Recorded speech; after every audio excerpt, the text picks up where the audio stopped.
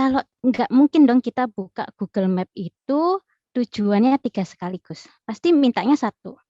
Kalau Google Map minta tujuannya 3, nah ruwet itu langsung aplikasinya dan error gitu. Nah seperti itu. Jadi tujuan itu kita harus memikirkan tujuan itu harus 1. Terus kemudian begini, kenapa saya bilang tujuan yang paling ideal, tujuan akhir dari membangun sebuah brand yang ideal itu adalah loyalitas. Kenapa seperti itu? Karena seperti ini, contoh ya, saya mau ngasih analogi contoh merek Nokia sama BlackBerry. Mas Afkar tahu nggak? Nokia, BlackBerry pernah megang atau pernah tahu? Kalau Nokia-nya sepertinya cuma pernah tahu, Bu. Pernah tahu ya. Kalau BlackBerry pernah pakai nggak? Iya. Ada cuma tahu aja juga. Sama sih sebenarnya. Sebenarnya tahu semua. Oke, semua tuh Iya. pasti tahu. Cuman megang punya teman. Oh iya. Oke, tapi untuk sekarang produknya ada nggak? Nggak ada kan ya? Kita sudah punah. Tapi namanya masih dikenal gitu. Nah, itu yang tadi saya bilang, kalau kita tujuan akhirnya adalah dikenal dan diingat, itu akan seperti Nokia dan BlackBerry. Hanya dikenal aja. Pasti akan dikenal sampai sekarang, tapi apakah dia mampu untuk bertahan gitu ya. Nah, itulah tadi saya ngomong lebih baik tujuan akhirnya yang paling ideal adalah loyalitas. Karena loyalitas itu tentunya pastinya ya akan selalu membeli terus gitu loh, sehingga produk yang dijual akan selalu bertahan seperti itu. Nah, kalau ngomongin loyalitas nih ya, saya ada level kategori loyalitas. Gitu. Ini ada 4 level gitu ya. Yang level pertama itu konsumen puas terhadap produk kita gitu. Jadi oke, saya pakai produk ini dan cocok sesuai ekspektasi saya. Udah saya pakai. Itu level pertama gitu. Nah, level yang kedua, konsumen itu repeat order terhadap produk kita. Artinya kita tidak hanya puas gitu ya, tetapi konsumen itu bakal akan memakai produk itu terus, membeli terus. Nah, itu repeat order. Kemudian ada loyalitas ketiga, yaitu konsumen merekomendasikan produk kita gitu ya. Jadi merekomendasikan gini, wah saya puas nih dengan produk ini gitu. Misalnya ada teman saya yang ketombean gitu, sedangkan saya pakai produk misalnya produk Rejoice juga ketombe juga mengatasi masalah ketombe gitu. Akhirnya saya merekomendasikan ke teman saya, kamu ketombe pakai sampo apapun nggak selesai-selesai ya. Ini loh ada merek Rejoice gitu yang anti ketombe. Nah, ini cocok banget, ini cobain deh. Aku aja pakai sudah langsung hilang gitu misalnya. Nah, itu merekomendasikan. Tapi ada level yang sangat-sangat keren, yaitu level 4. Konsumen membela brand atau produk kita. Nah, ini keren banget ini. Kenapa bisa gitu? Karena kalau ada yang ngomongin brand tersebut jelek, nah ini fans-fansnya ini langsung datang gitu. Dia akan membela produk kita gitu. Fans ini akan muncul kalau ada haters. Contohnya apa? Contohnya antara Apple dengan Android. Nah, itu pasti sudah punya fansnya itu. Kalau sedikit saja ada yang jelekan Apple atau Android, wah, itu langsung berontak, itu langsung marah, langsung dibela habis-habisan. Nah, seperti itu. Nah, itu tadi tujuan dari branding. Tetapi ketika kita ngomongin branding ini ya, ada beberapa kesalahan yang sering dilakukan ya oleh pebisnis pemula ini biasanya begitu ini. Nah, kesalahan pertama yang sering dilakukan nih, itu yang pertama adalah cenderung produk sentris daripada customer sentris gitu. Nah, contohnya kayak apa nih maksudnya? Kok kenapa sih produk sentris daripada customer sentris gitu? Nah, contohnya kayak gini, biasanya mereka ini memulai bisnis membuat produknya dulu, bukan ke customer-nya dulu. Contoh, saya punya resep ayam goreng yang menurut saya enak gitu ya. Saya menganggap bahwa resep ayam goreng saya ini paling enak gitu ya. Padahal belum tentu apa yang dirasakan konsumen itu sama-sama seperti saya. Gitu. Terus saya menganggap gini, kalau ayam goreng saya enak gitu ya, itu dianggap cukup jualan, padahal nggak seperti itu, gitu. Nah, kita kan tidak tahu kebutuhan konsumen itu pengennya ayam goreng yang seperti apa, gitu. Karena kita tahu sendiri ya, ayam goreng itu dibagi menjadi beberapa kategori dalam bidang kuliner. Misalnya kayak fast food, itu ada McDonald, KFC, kemudian ada yang restoran, model restoran tuh kayak misalnya ayam goreng Suharti, ayam goreng Wong Solo, terus ada yang model catering, ada yang sampai model street food kayak Silin, Pok Pok Pok, atau mungkin street food yang bergerai kayak Hisana dan lain sebagainya. Kayak gitu. Nah, mereka itu kan sama-sama ayam goreng ya, tapi bisa masuk bisnis model yang berbeda-beda. Nah, kalau bisnis modelnya berbeda-beda, itu pasti positioningnya mereka juga pastinya berbeda gitu. Nah, ini yang kita harus pahami gitu ya. Jadi kalau kita mau mulai bisnis, kita mau masuk misalnya ayam goreng tadi ya, kita mau masuk ayam goreng ini ke kategori yang mana? Positioning yang mana. Nah, makanya kita mulainya harus dari customer centris gitu. Jadi kalau katanya Seth Godin ini ya, Seth Godin bilang itu ini pakar marketing ya yang pernah saya baca, dia ngomong jangan mencari konsumen untuk produk kita, tapi carilah produk untuk konsumen kita. Karena apa? Karena kita akan tahu konsumen saya ini ayam gorengnya ya, konsumen saya ini harus disentuh dengan cara yang paling bagaimana atau yang paling pas bagaimana gitu. Mau yang seperti apa konsumen mencari ayam goreng gitu. Nah, itu yang pertama. Nah, kalau yang kedua nih yang sering terjadi kesalahan itu para pengusaha itu selalu sibuk mendevelop produk sampai lupa membangun persepsi di pikiran konsumen. Kayak contohnya ayam goreng tadi nih ya, kita lanjut. Nah, saya sibuk banget nih buat ayam goreng yang dibuat enak gitu ya. Tapi sebenarnya nih, meskipun saya sibuk membuat ayam goreng yang enak, itu sebenarnya konsumen tidak pernah membeli produk yang berkualitas, ya apa enggak?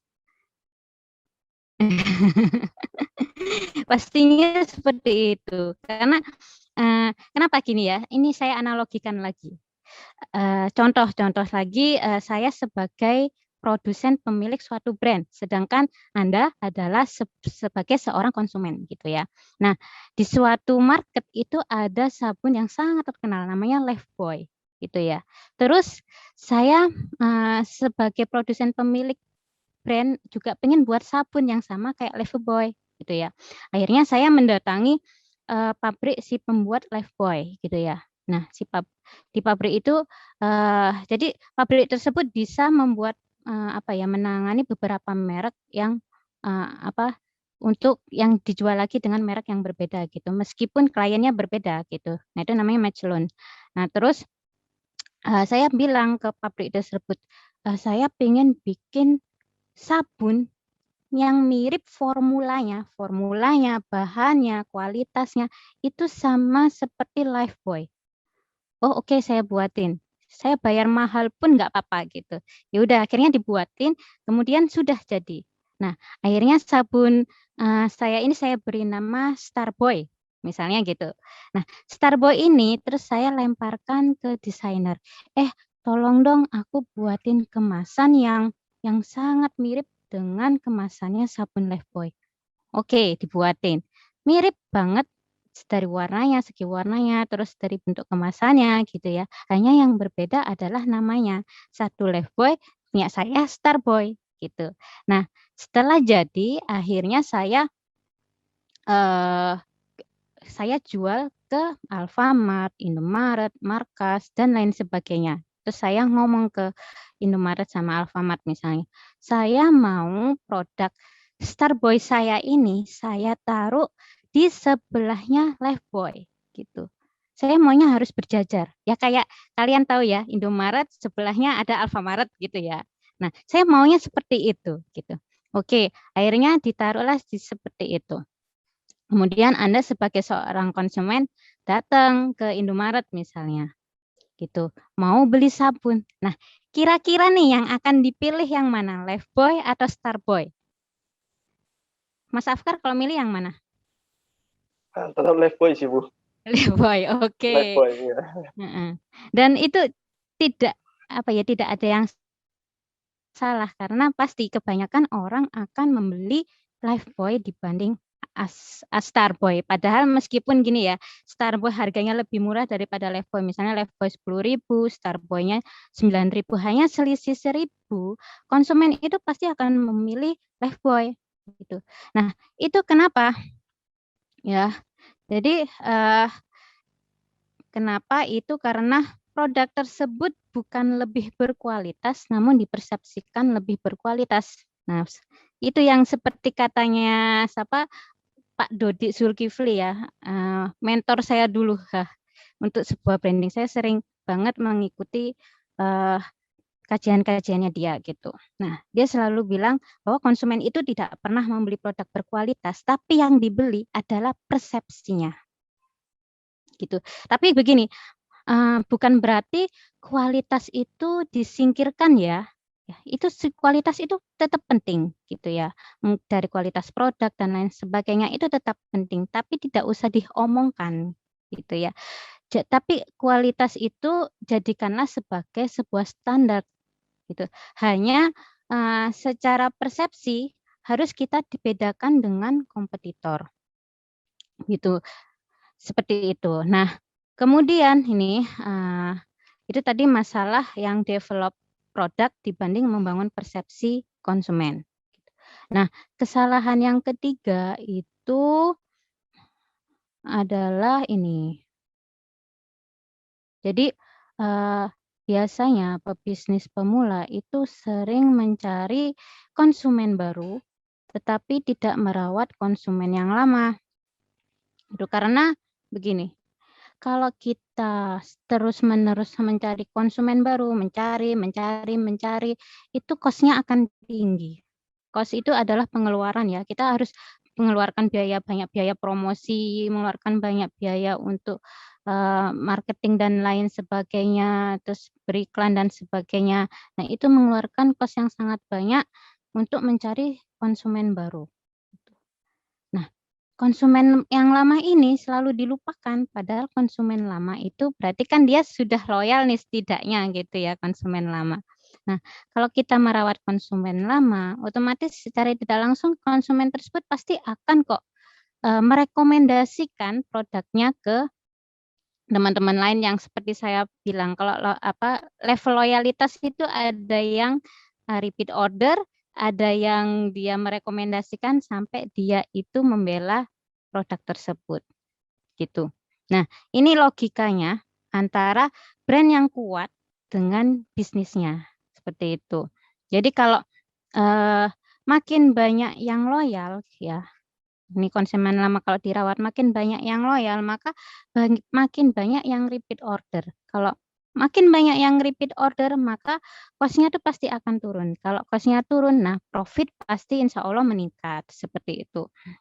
Nah, itu tadi yang seperti saya jelaskan bahwa itu yang pertama adalah kita harus tahu tujuan akhir branding kita apa dulu, terus kesalahan yang sering terjadi kepada bisnis pemula. Nah, kemudian ini ada langkah-langkah awal membangun brand. Gitu. Apalagi di tengah ini pandemi gini ya. Jadi kalau kita mau membangun brand, kita harus paham dulu definisi brand itu apa sih gitu loh. Nah, kita harus paham dulu. Saya ambil definisi dari ini ya, Pak Subiakto Priyosudarsono, itu dia ngomong begini. Brand itu adalah nama dan makna gitu ya. Nah, jadi kalau kita baca brand adalah nama dan makna. Ya.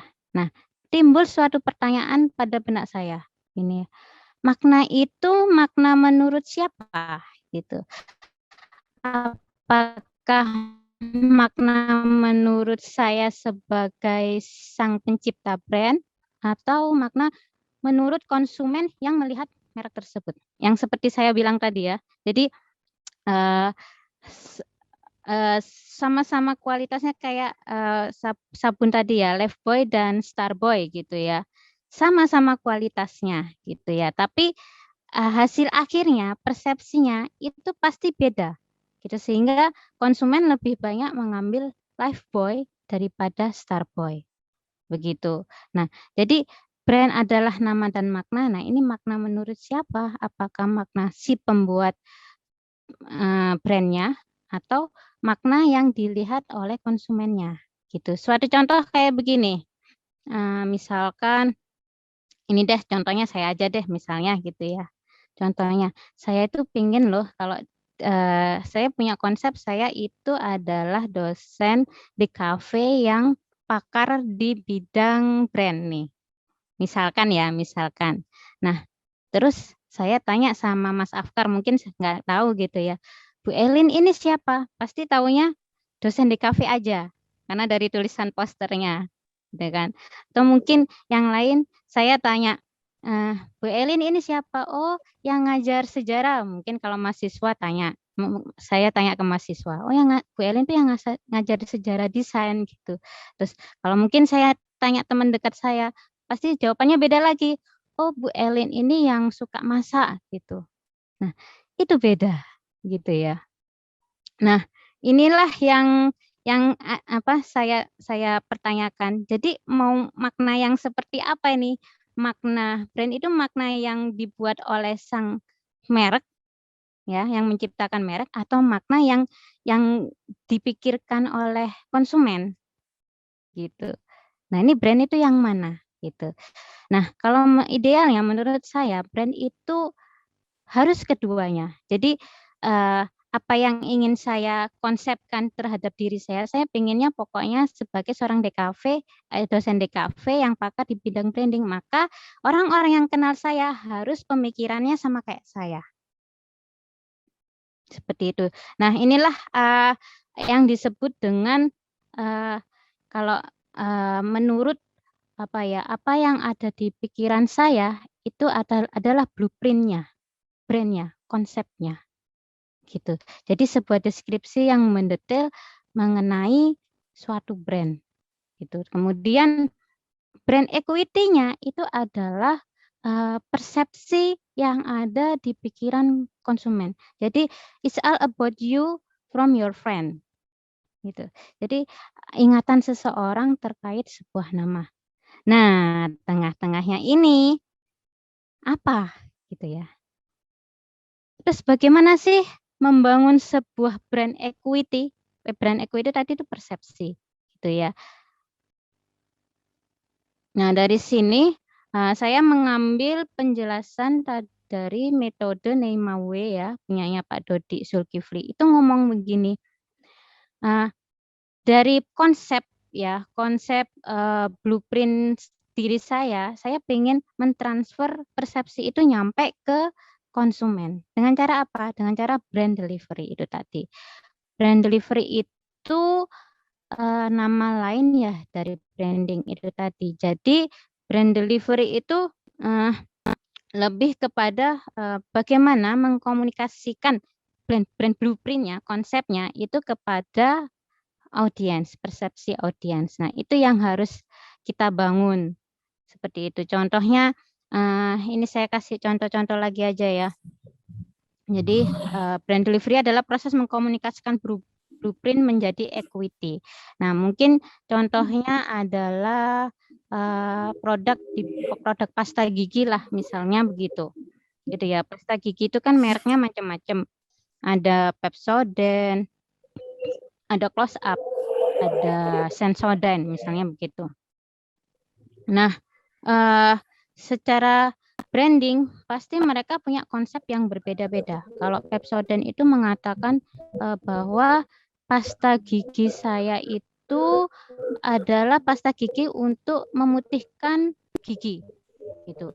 Sedangkan kalau yang close up ini tuh ngomongin pasta gigi saya adalah pasta gigi yang bisa menyegarkan nafas gitu. Terus kemudian ada Sensodyne.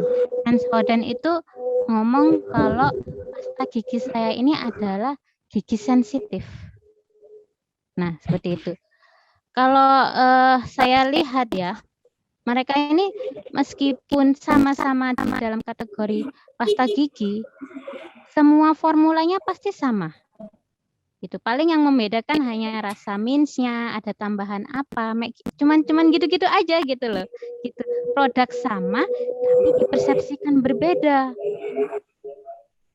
Gitu. Nah, cara mereka untuk menyampaikan konsep ini ke brand equity itu melalui branding, brand delivery. Dengan cara apa? Dengan cara pertama, mungkin poin pertama adalah bisa melalui visual identity-nya. Gitu ya. Visual identity-nya harus jelas dulu. Misalnya Pepsodent.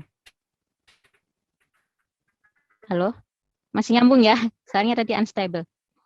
Nah, misalnya Pepsodent, kemudian Pepsodent kalau kalian lihat di kemasannya, dilihat secara identitasnya, itu sangat menggambarkan bahwa Pepsodent itu pasta gigi untuk gigi putih, untuk memutihkan gigi gitu ya. Mulai dari logonya, mulai dari kemasannya warna merah, terus ada kayak bintang kecil di tulisannya atau apa kayak gitu. Nah, iklan-iklannya pasta gigi Pepsodent itu pun juga iklan-iklannya selalu mengkomunikasikan tentang bahwa gigi ini tuh pasta gigi ini adalah untuk memutihkan gigi gitu. Sama juga dengan close up ya. Close up membranding dirinya itu secara visual identity itu kalau kalian lihat di kemasan selalu ada gambar orang mangap. Nah, itu untuk menunjukkan bahwa ini pasta gigi itu bisa menyegarkan nafas. Gitu loh. Meskipun memang di situ ada juga saya pernah baca tulisannya juga bisa memutihkan gigi. Tapi kalau close up juga sama-sama mempersepsikan untuk memutihkan gigi, otomatis dia kalah dong dengan Pepsodent. Ya kan? Jadi dia harus mengambil persepsi yang beda dibanding Pepsodent. Sama juga kayak Sensodyne. Sensodyne itu juga ada istilahnya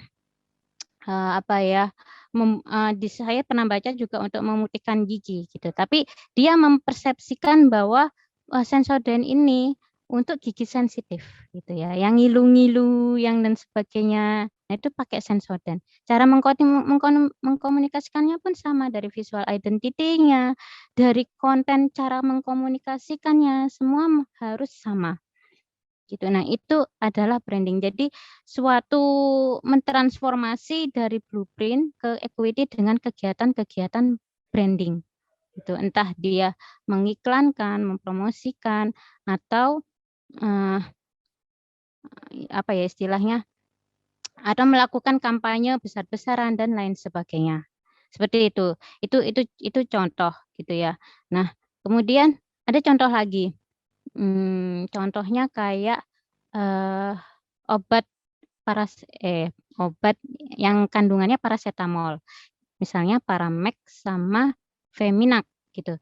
Nah, kalau kalian tahu ya, saya punya adik ini juga dia di bidang farmasi. Dia pernah ngomong bahwa ini sebenarnya kandungannya sama paracetamol dan sama-sama untuk menghilangkan nyeri gitu. Kalau sama-sama menghilangkan nyeri, ya berarti semua obat ini bisa menghilangkan nyeri apapun gitu. Cuman mereka membangun mereknya dengan persepsi gitu. Kalau Paramex pasti dia akan bilang bahwa ini obat untuk menghilangkan nyeri sakit kepala, pusing. Nah, Feminak itu untuk menghilangkan nyeri head gitu, yang untuk perempuan nih ya, ibu-ibu gitu, mbak-mbak. Nah, itu pasti misalnya gini, kalau saya buka kotak P3K misalnya, tuh saya pusing gitu ya. Terus ternyata di situ Paramex nggak adanya Feminak, pasti nggak mau ngambil. Karena di dalam pikiran dia itu sudah apa ya istilahnya sudah tercantum bahwa Feminak ini bukan untuk nyeri kepala tapi untuk nyeri head gitu loh. Saya harus beli kalau mau menghilangkan sakit kepala. Nah, itu. Jadi sebenarnya sih kalau dalam hal farmasi itu bisa kok digunakan untuk menyelesaikan sakit kepala gitu. Tapi orang-orang nggak akan mengambil itu. Itu tadi karena perception is your reality. Jadi merek itu dibangun dari sebuah persepsi. Begitu. Nah, gimana sih cara yang itu tadi salah satu contoh untuk membangun brand equity gitu ya. Tapi brand delivery ini ya hati-hati kita kalau dalam membangun branding atau brand delivery itu ada yang bisa menciptakan equity, ada yang tidak bisa menciptakan equity. Nah, yang tidak bisa menciptakan equity itu seperti apa? Seperti ini. Jadi brand delivery yang tidak bisa menciptakan equity di pikiran konsumen adalah brand delivery yang tidak konsisten dan tidak continue. Tidak continue tuh begini. Tidak konsisten karena dia mengkomunikasikan produknya tidak sesuai dengan blueprint-nya atau konsepnya gitu ya. Dan dia tidak continue, artinya dia tidak berkelanjutan. Misalnya tadi ayam goreng ya, masih ingat ya, ayam goreng saya bikin restoran ayam goreng. Terus saya pengennya tuh ayam misalnya ayam goreng apa ya? Saya bikin bisnis ayam goreng cepat. Jadi kalau konsepnya ayam goreng cepat, apapun cepat. Cara penyajiannya cepat, terus cara mengemasnya juga cepat, cara ngirimnya cepat. Pokoknya konsumen tidak akan menunggu lebih dari 3 detik. Misalnya begitu. Nah, misalnya ayam goreng apa yang mbok cepet lah, misalnya begitu. Nah, ketika saya saya blueprintnya itu ya, konsepnya adalah ayam goreng cepat gitu. Nah, kalau saya menyampaikan ke konsumen itu berbeda, ya tidak konsisten, kayak misalnya hari ini saya ngomongin tentang rasa, besoknya saya ngomongin tentang pemandangan restoran saya, besoknya saya ngomongin tentang ada menu baru, besoknya dan lainnya berbeda. Nah, itu tidak konsisten. Konsumen tidak akan menangkap pola yang seperti itu. Pola yang tidak konsisten ini sebenarnya jualan ayam goreng yang bagaimana sih? Gitu loh. Maunya ayam goreng yang seperti apa? Kok kontennya selalu beda-beda gitu loh. Nah, itu. Terus tidak continue. Artinya tidak continue, tidak rajin ya, tidak rajin dan tidak sampai berkelanjutan ke masa depan. Padahal di tengah pandemi gini itu perlu adanya kita meskipun kita mengalami sedikit perubahan dan sedikit istilahnya mengikuti perubahan zaman pandemi gitu ya, kita harus konsisten menyampaikan brand kita, konsisten dan continue agar brand equity yang dibangun ke masyarakat itu tidak hilang gitu.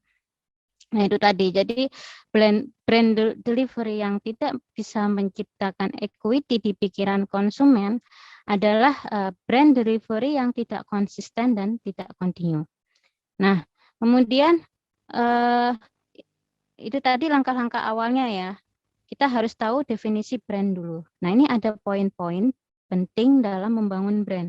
Ini yang tadi saya bahas dari awal gitu ya, ini mau saya ringkas gitu. Poin-poin penting dalam membangun brand. Itu yang pertama ada visual identity. Gitu ya. Visual identity itu menyangkut kayak nama, ya, seragam, atribut, terus warna dan lain sebagainya. Tuh. Nah, untuk visual identity ini pernah di UKM yang pernah saya bina itu punya nama yang contoh aja ya, rata-rata nih UKM itu selalu memberi nama itu kayak nama anaknya, ya enggak, misalnya namanya Akbar, ini Akbar Cake, nama anaknya Akbar Cake, terus dan lain sebagainya. Itu sering terjadi yang pernah saya temui di UKM. Terus saya bilang ke ibu tersebut, ya nggak apa-apa pakai nama anaknya, tapi apakah sesuai dengan konsep yang ingin dibangun, gitu loh. Salah satu contoh ini ya, kayak misalnya produk ini, tahu ikan ya, ikan punyanya siapa ya, saya lupa, punyanya Pak Hendy juga, Pak Hendy Setiono itu yang punya Baba Raffi juga, itu ikan kalau nggak salah. Dia kok juga kolaborasi dengan artis siapa saya juga lupa. Nah, ngikan, kenapa namanya ngikan? Karena memang menu utamanya adalah ikan. Gitu. Nah, sesuai konsep sama sesuai nama.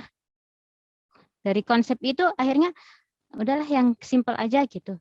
Adalah anak. Ya nggak apa-apa sih kalau kita menggunakan nama anak, cuman harus asalkan sesuai dengan blueprint-nya. Gitu. Jadi bagus boleh, tapi harus benar bikin nama, gitu. Karena nama juga doa. Bagus juga bagus, tapi juga harus benar itu nama. Nah, kemudian visual identity itu nggak hanya pada nama saja ya, tapi juga mungkin logonya. Kalau kalian lihat di logonya Ngikan itu dia agak huruf tipografinya itu membentuk visual ikan. Gitu. Terus mulai dari atributnya dan warnanya, atribut dan warnanya tuh kayak misalnya begini, kalau ngikan kalau nggak salah warnanya itu adalah merah sama kuning gitu. Nah, atributnya, seragamnya itu mereka memakai warna merah sama kuning juga gitu. Jadi dari interiornya, kemasannya pun warnanya sama. Nah, itu supaya orang tahu, oh ini produknya ikan kayak gitu. Nah, kemudian poin penting dalam membangun brand itu ada juga namanya consumer needs. Yang tadi saya bilang, kalian harus ya jangan terlalu produk sentris atau mendevelop produk, tapi lupa apa yang diinginkan konsumen dan tidak membangun persepsi di pikiran konsumen gitu. Nah, ini consumer needs harus kita tahu. Apalagi ya di zaman pandemi gini, perilaku konsumen itu pasti berubah gitu.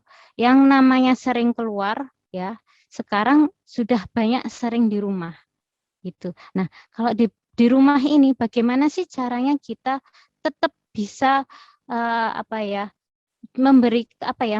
tetap bisa memberikan ke konsumen itu, ini loh brandku gitu loh. Supaya supaya brand kita tuh tetap bertahan di era pandemi. Nah, kita harus tahu kebutuhan konsumen saat ini tuh apa gitu. Bu Elin bisa nggak sih produk saya tuh juga bisa beradaptasi dengan misalnya mau bikin produk baru atau apa gitu, bisa gitu, bisa beradaptasi, apapun pasti bisa gitu. Tapi jangan lupa tanamkan persepsi dulu gitu, karena kalau produknya bagus tapi persepsinya nggak ada ya sama aja. Tuh. Kemudian ada yang ketiga yaitu be different ya. Nah, ini yang sering terjadi adalah UKM yang pernah saya temui juga gitu. Jadi untuk menjadi berbeda itu atau apa ya?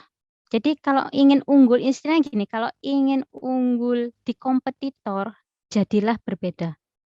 Ya, kalau ingin unggul di kompetitor, jadilah berbeda. Nah, berbeda di sini bukan berarti beda produknya. Kayak tadi ada close up, Pepsodent, Sensodyne. Mereka sebenarnya sama produknya gitu ya. Yang beda tuh hanya cara dia mempersepsikan produknya ke konsumen gitu ya. Jadi bukan berarti produknya yang berbeda, tetapi persepsinya yang dibuat berbeda. Gitu. Saya pengen ayam goreng, tapi saya pengen dipersepsikan sama konsumen tuh ayam goreng yang berbeda. Gitu. Nah, contohnya ini ada UKM juga, ini saya pernah ditanya gitu ya. Saya ini apalagi di kampung kue ya, di kampung kue itu banyak sekali UKM yang menjual kue, jajanan tradisional yang kue kering, kue basah. Nah, itu banyak sekali gitu. Terus mereka tanya, saya jualannya antara rumah ini dengan rumah itu sama gitu. Terus bagaimana saya bisa membedakan kue saya dengan kue apa ya, kue tetangga saya misalnya gitu. Padahal secara bahan pasti sama. Bikin kue lapis juga pasti sama bahannya. Terus merek yang dipakai untuk membuat kue itu pasti sama gitu. Nah, mungkin yang berbeda itu bisa jadi kayak gini, membuat varian rasa. Tapi varian rasa pun itu juga umum gitu. Jadi di dunia ini ya, untuk produk berkualitas pun hampir saja tidak bisa ada gitu loh istilahnya. Jadi ya harus kalau gitu dibangun dengan cara mempersepsikan apa yang membedakan produkmu dengan produk tetanggamu gitu. Oh, kalau misalnya tetangga sering ngomongin produk kue saya tuh higienis, produk kue saya tuh sehat, produk kue saya itu macam-macam lah. Oke, kayak begitu. Apakah Ibu mau sama kayak produk tetangga yang higienis sehat? Padahal secara pembuatan pun itu sama gitu. Coba dicari apa celahnya, bagaimana mempersepsikan produk ini gitu. Mau karakteristik yang seperti apa gitu. Akhirnya, nah dari situ mereka akhirnya belajar, oh iya ya, kalau saya membedakan dengan kompetitor, kalau saya menyamakan dengan kompetitor nggak ada bedanya ya. Akhirnya jadi perang harga gitu loh. Ya, padahal perang brand itu adanya di pikiran konsumen. Ya kan? Kalau kamu masuk kayak tadilah antara Lifebuoy dan Starboy itu pasti perang perang brand itu ada di pikiran konsumen. Saya tetap milih Lifebuoy daripada Starboy. Padahal kualitas dan bahannya sama gitu. Nah, itu be different gitu. Jadilah beda dengan persepsi yang beda gitu.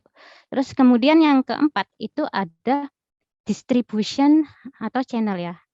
Jadi gini, kita sudah membangun persepsi. Ini yang sering-sering banyak UKM itu yang dia lupa selain membangun persepsi, dia juga harus membangun distribusinya gitu ya. Ketika sudah gencar-gencaran untuk mempromosikan, terus sudah gencar-gencaran untuk memberitahu, oh ini loh produkku, tapi kalau konsumen susah untuk mendapatkan produk tersebut, ya sama aja gitu. Ada UKM pernah tanya saya begini, Bu Elin, saya ini kan masih baru ya, terus kue itu juga omsetnya juga nggak seberapa gitu. Tapi saya juga pengen punya konsumen yang loyal gitu.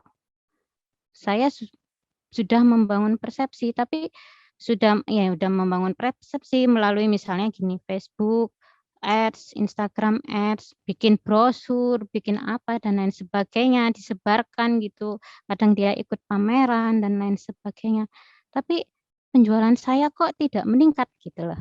Terus saya tanya, nah Ibu jualnya di mana? Saya jualnya di rumah aja, sama kalau ada orang yang mau ngambil mau ngambil kue ya tinggal datang aja. Jadi kayak reseller gitu loh. Terus kalau secara online, ya secara online cuman di Facebook aja kayak gitu. Nah, ini tuh yang harus diperhatikan. Promosi sudah gencar tapi distribusinya macet. Konsumen susah mendapatkan produk tersebut gitu. Ya, mau nggak mau harus membangun distribusi. Meskipun dengan budget yang sedikit, paling nggak saya pernah ngomong gini, kalau Ibu punya budget sedikit, bisa kok membangun distribusi. Nah, distribusinya membangunnya gimana? Ya sudah, daerah situ aja. Nah, kebetulan nih kampung kue ini dia daerahnya itu ada di daerah Rungkut gitu. Jadi saya bilang ke mereka, ke ibu itu, ya udah kalau gitu perkuat dulu aja di daerah Rungkut. Pastikan di setiap daerah Rungkut itu produk ibu ada gitu. Entah dia mau dititipkan ke toko yang lain atau mau masukin ke Indomaret, Alfamart, itu bisa kok kita bisa masukin ke situ, ada prosedurnya gitu. Atau mungkin mencari reseller, membuka reseller di kawasan rumput dan lain sebagainya. Nah, itu bisa. Itu lebih efektif dibanding ya punya budget dikit tapi pingin distribusinya seluruh Indonesia. Wah, itu kosnya keluarnya banyak sekali gitu loh. Ya, ini contohnya aja kayak strudel oleh-oleh khas Malang gitu ya. Itu dapatnya cuma di Malang doang gitu. Orang mau makan strudel, ya udah ke Malang gitu. Nah, kalau yang orang luar kota pasti datangnya ke Malang, tapi kalau misalnya males itu pun ada just tip, ada reseller kayak begitu yang mau just tip kue strudel khas Malang boleh kok nanti dikirim. Nah, seperti itu. Jadi kuatkan dulu yang punya budget tiket nih ya, kuatkan dulu di lokasi yang yang mudah kamu jangkau dulu gitu ya. Karena gini, kalau dari kecil saja kita sudah bisa istilahnya menguasai daerah tersebut, otomatis kita bisa kok melangkah keluar untuk menambah daerah lagi. Kayak gitu. Itu distribution atau channel. Jadi jangan lupa untuk membangun distribusi tadi. Nah, yang terakhir ini adalah brand message. Seperti yang saya bilang, brand message itu pesan ya, kalian harus konsisten ya. Konsisten dan harus berkelanjutan dalam menyampaikan brandku ini seperti apa sih? Gitu. Kalau mau ngomongin tentang kayak close up itu nafas segar, ya selamanya harus ngomongin tentang itu. Jangan ngomongin tentang tiba-tiba memutihkan gigi, tiba-tiba tiba-tiba untuk gigi sensitif, tiba-tiba untuk ya macam-macam. Meskipun di dalam produk tersebut ada variannya, nggak apa-apa. Yang penting istilahnya kamu harus konsisten dulu untuk menyampaikan blueprint-nya dulu, konsep ke equity-nya. Seperti itu.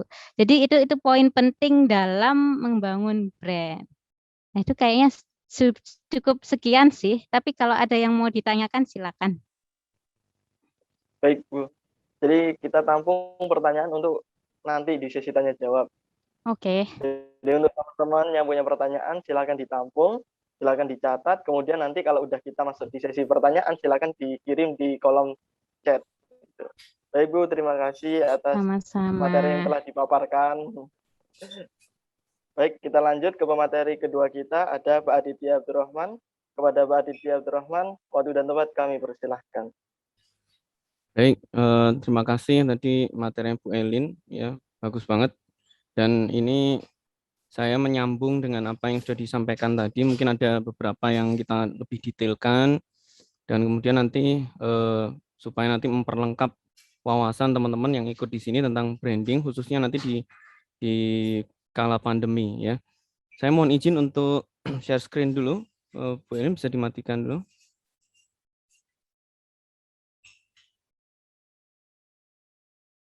Ya. Bismillahirrahmanirrahim. Baik teman-teman sekalian. Jadi tadi sudah disampaikan ya hal-hal yang perlu kita pahami tentang brand ya. Tadi juga sudah membangun persepsi kita tentang bahwa selama ini brand itu di benak kita hanya sekedar logo, visual, kemudian hal-hal yang melekat ya di media-medianya seperti kemasan dan sebagainya yang sifatnya lebih pada hal-hal fisik. Kemudian tadi kita sudah paham bahwa ternyata brand itu bukan sesuatu yang bersifat fisik, tetapi bahkan non fisik gitu ya, yaitu bukan hanya yang sekedar yang tangible, tapi juga yang intangible. Jadi yang fisik itu yang bisa kelihatan, sedangkan yang tidak kelihatan, yang intangible itu sifatnya dia melekat di balik brand itu tapi tidak kelihatan. Nah, ini mungkin nanti akan lebih kita pahami pada saat kita berdiskusi di sesi yang kedua ini. Nah, teman-teman sekalian, jadi ketika kita ingin memulai berbisnis, khususnya nanti ketika teman-teman yang baru mulai, yang startup, yang baru memulai berbisnis itu dari modal yang kecil, gitu ya, maka perlu kita pahami bahwa persaingan yang begitu dahsyat ini bisa kita menangkan kalau kita memulainya dari sesuatu yang unik, yang berbeda dalam hal apapun nanti. Ya, nanti kalau kita mau bicara brand, bicara segmen, bicara kemasan, bicara positioning, bicara diferensiasi, bicara apapun, maka mulailah segala sesuatu itu dari yang unik-unik. Ya, karena kalau kita tidak menemukan yang unik itu tadi, maka kita akan terpaksa menjadi follower. Tetapi itu pun bukan menjadi masalah besar ketika kita menjadi follower itu follower yang unik juga. Maksudnya begini, mungkin kita memulai bisnis, bisnis itu sudah sering dilakukan oleh orang lain atau sudah banyak menjamur. Tetapi menjamurnya bisnis itu bukan berarti kemudian tertutup seluruh potensi untuk kita mengembangkan bisnis serupa.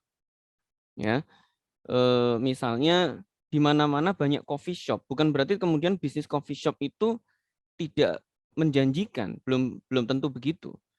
Kecuali kita bisa membuat coffee shop yang unik, maka dia akan menjanjikan bagi kita. Maka apapun, kalau kita ingin memulai bisnis, maka mulailah dengan yang unik.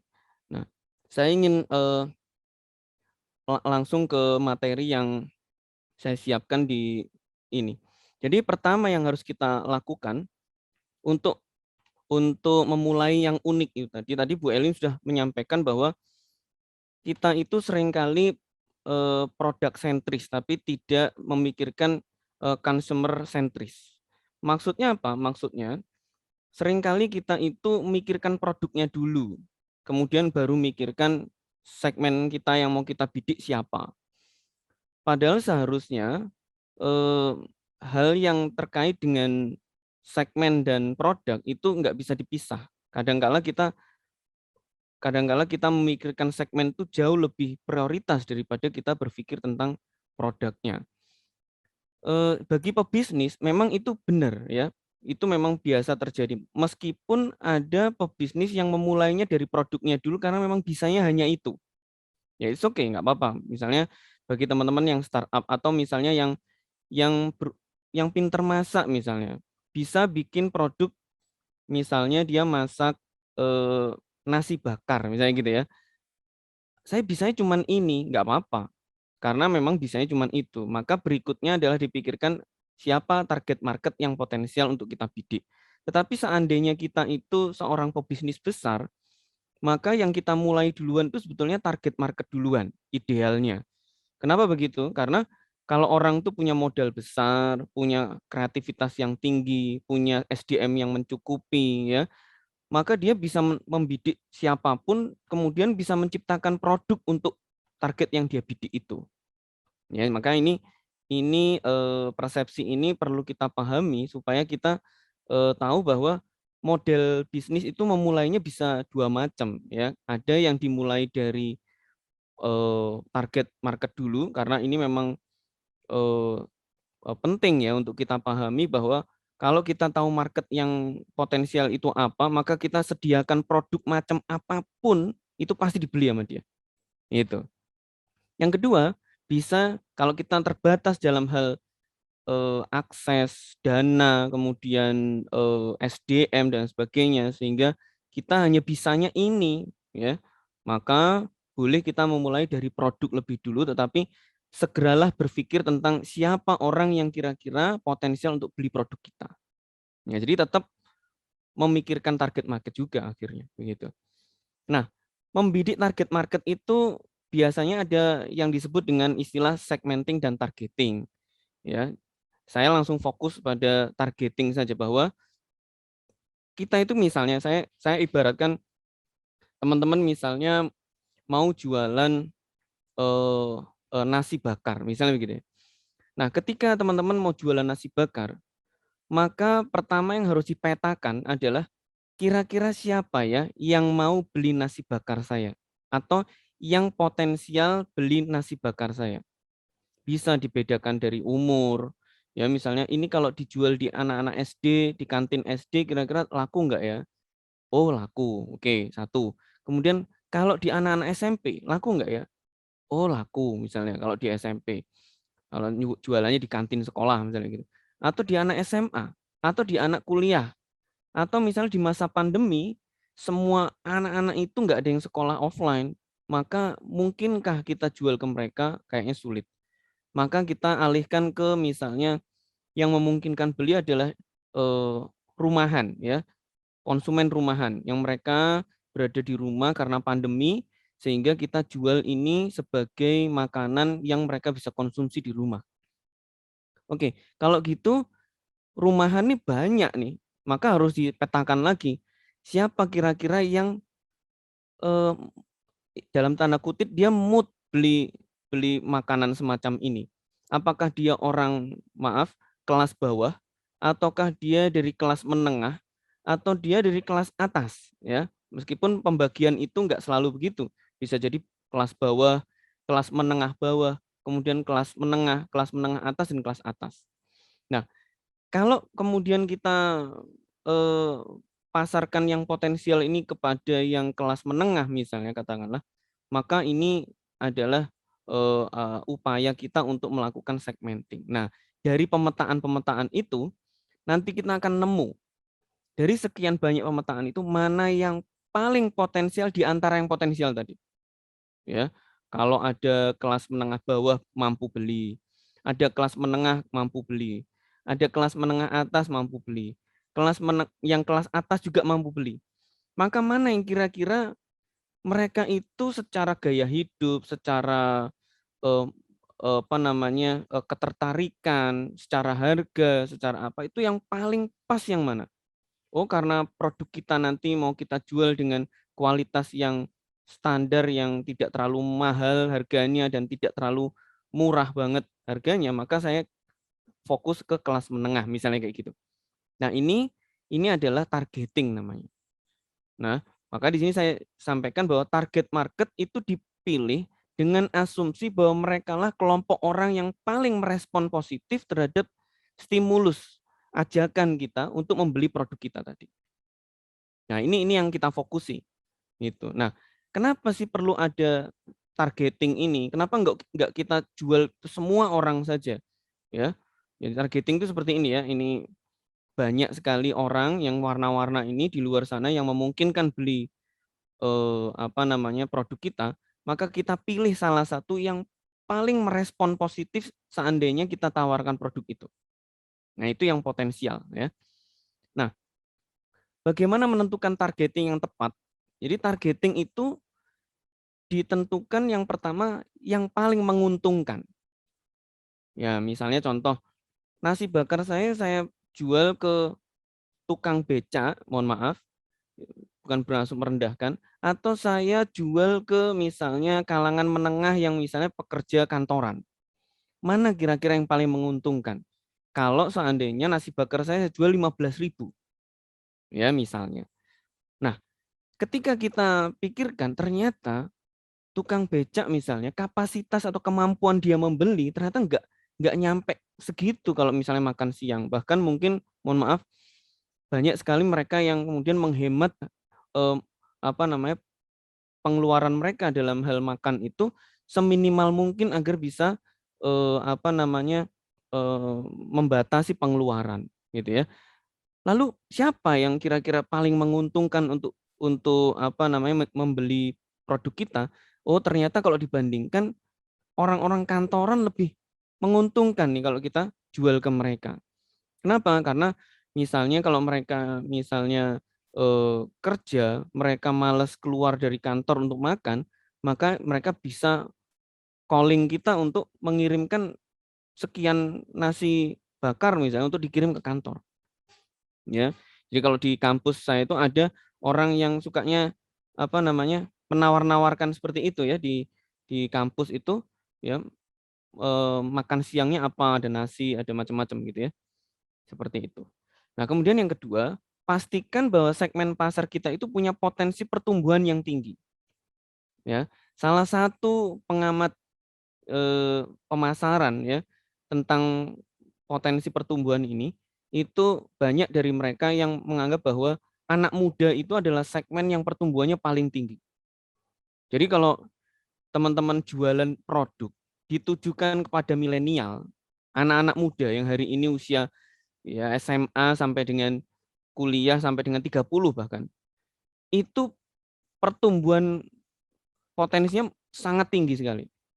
Jadi kalau jualan ke mereka itu, ya mau jual produk apa saja, kalau kita bisa nyentuh gaya hidup mereka, itu pasti dibeli.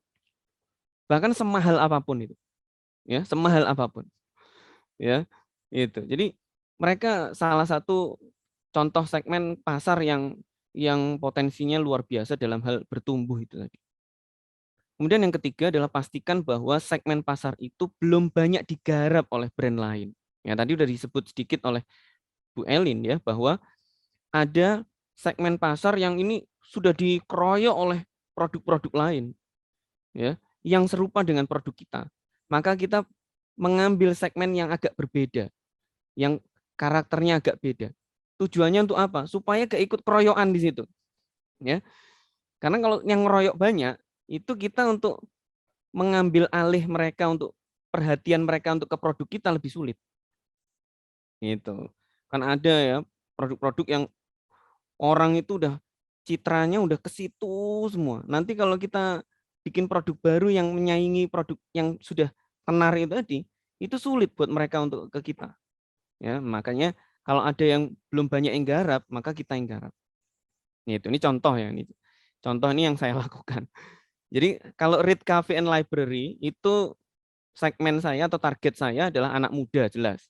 Kemudian mahasiswa, ya mereka usia kuliah antara 19 sampai 23 tahun atau usia dewasa awal antara 24 sampai 27 tahun.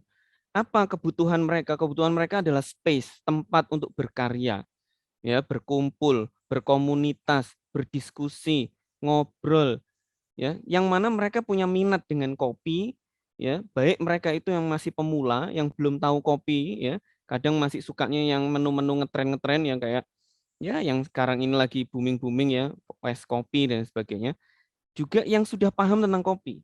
Yang sudah paham tentang kopi itu biasanya kami akan sediakan produk-produk yang cara treatmentnya, penyajiannya itu hanya dipahami oleh mereka-mereka yang ngerti kopi yang enak itu yang bagaimana.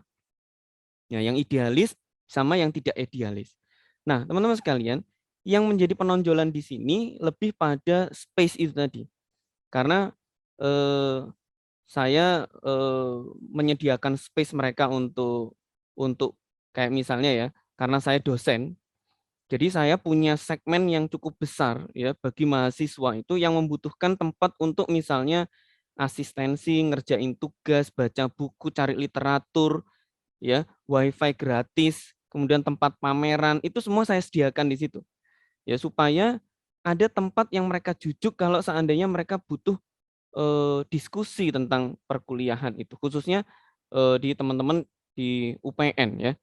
Nah, ini segmen ini seolah-olah kecil, tetapi kalau kita bisa nggarap itu dengan baik, kita sediakan seluruh kebutuhan mereka di Read Cafe and Library ini, maka itu akan menjadi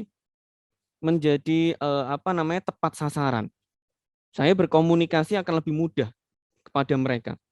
Ya, contohnya sejak saya fokuskan ke teman-teman itu, ya, itu ternyata banyak juga dari kalangan komunitas-komunitas yang mereka itu menghubungi kami untuk membuat pameran dan workshop di Read Cafe. Artinya yang hubungi itu komunitas-komunitas. Nah, ini yang kami butuhkan. Ya. Ini yang kami sasar gitu. Ya. Oke, kemudian nah, ada satu kunci yang bagus banget kalau kita ingin menyasar segmen terutama yang anak-anak muda ya. Pelajari atau pahami gaya hidup mereka, maka produk Anda apapun bentuknya akan dibeli. Ya, gimana caranya memahami gaya hidup, aktivitas mereka itu ngapain aja kalau waktu-waktu luang, hal-hal apa yang mereka minati, ya opini mereka tentang tren-tren yang ada saat ini itu apa, itu akan kita pahami nanti. Ya, contohnya misalnya di luar sana ada orang yang buka kedai kopi, kemudian misalnya gaya hidupnya itu dilihat dari aspek, oh mereka misalnya adalah anak-anak muda yang apa namanya cenderung modern, kemudian gaya hidupnya hedon, kemudian apa namanya bebas ya, mereka merokok, mereka melakukan apa dan sebagainya, itu akan ada coffee shop yang sudah menyasar mereka. Nah, kemudian bagaimana dengan coffee shop? Kami punya kompetitor di depan Read Cafe itu. Itu yang disasar anak muda yang sudah hijrah, yang sudah rajin ke kajian, ya. Itu sasarannya di situ, ya. Mereka ngopinya di seberang kami. Nah, kalau kami ngambil segmen yang berbeda lagi, gitu ya, yang tadi sudah saya jelaskan. Nah, kenapa itu tadi sudah Bu Elin sudah jelaskan bahwa membuat pembeda yang kita sasar itu sebetulnya memudahkan kita untuk ketemu dengan mereka yang kita sasar ini. Jadi kita ngomong A, mereka mood di A, maka ketemu kita. Kita ngomong B, pesan kita, mereka mood dengan style B ini, dia akan ketemu dengan kita. Nah, ini klop akhirnya. Ya, supaya komunikasi kita itu nggak gelambiar kemana-mana. Beda dengan orang yang jualan produk yang ditujukan kepada siapapun. Ya, contoh misalnya jual nasi bakar saja. Kalau dia komunikasinya dilakukan untuk siapapun, maka dia nggak akan dapetin apa-apa malahan.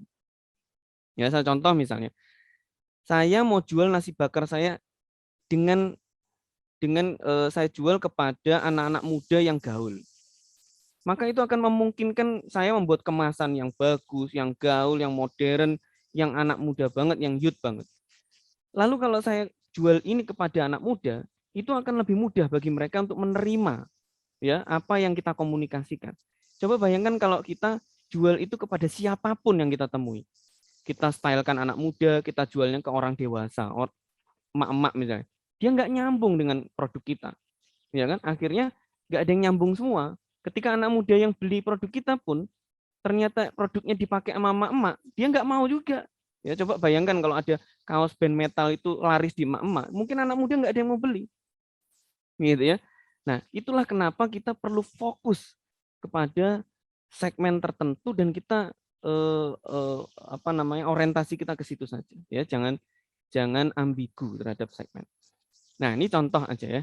Contoh bahwa brand tertentu itu ternyata punya identitas target market yang sangat spesifik.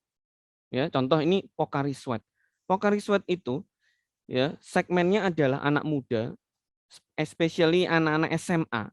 Ya, yang mereka punya ketertarikan khusus coba sampai sedetail itu. Apa ketertarikannya? Terhadap Japanese culture. Ya. Coba simbol-simbol yang dipakai ya kan? Simbol-simbol yang dipakai anime ya kan? Style-style anime, kemudian ini ada Tokyo Tower, ada girl band ya kan, enggak tahu ini apakah AKB atau JKT, saya nggak ngerti, apa BDG atau SBY juga saya nggak ngerti. Pokoknya 48 terakhirnya ya. Kemudian suasana tone color-nya dan sebagainya ini musim semi banget di Jepang. Nah, ini segmennya berarti spesifik banget. Saya yakin anak metal nggak akan tertarik untuk beli Pocari Sweat dan dia merasa dirinya gue banget. Ya, yang difokusi hanya anak-anak yang memang punya anak-anak muda yang punya ketertarikan kepada Japanese culture, itu yang disasar. Ya, kalau ada emak-emak yang beli, nah itu urusan lain. Ya, itu bukan sasaran kita.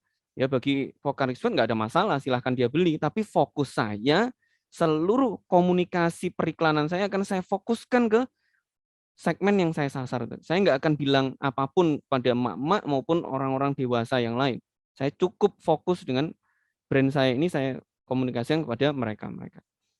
Atau ini misalnya, Coca-Cola itu fokusnya adalah anak-anak muda yang memiliki ketertarikan kepada American culture.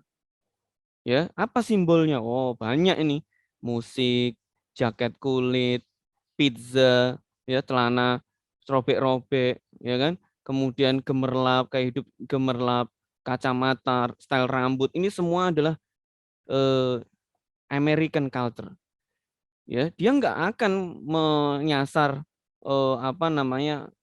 culture selain itu. Dan dia hanya fokus di situ.